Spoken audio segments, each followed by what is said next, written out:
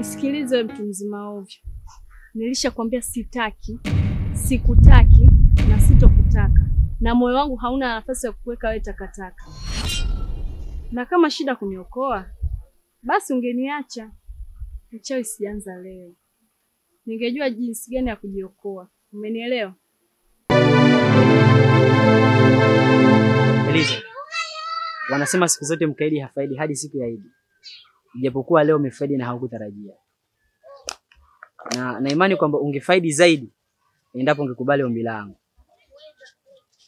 Lakini haujachelewa. Maana una nafasi kubwa sana ndani ya moyo wangu. Nikubalie mahabuba, tuweze kuenjoy huba.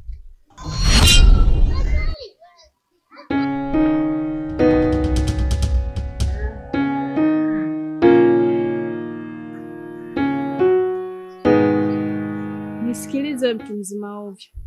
Nilishakwambia sitaki, sikutaki na sitokutaka. Na moyo wangu hauna nafasi ya kukuweka wewe takataka. Na kama shida kuniokoa, basi ungeniacha. Mchawi sianza leo. Ningejua jinsi gani ya kujiokoa. Umenielewa? Kumbe kiburi umekiweka mbele. Kama ukusaidia nimekusaidia tu kama binadamu wengine wanavyosaidiwa.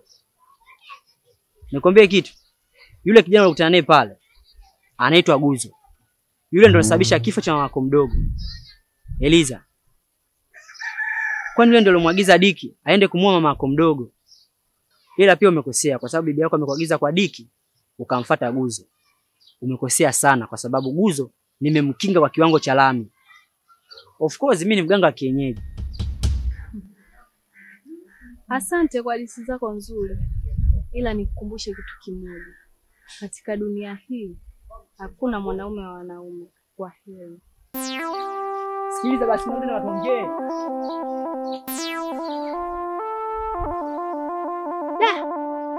Yeye na mwana muda wote nilikuwa nampigia mbuzi gitaa. Maneno mengi, vitendo hamna. Kama ondoka. Mungu nao.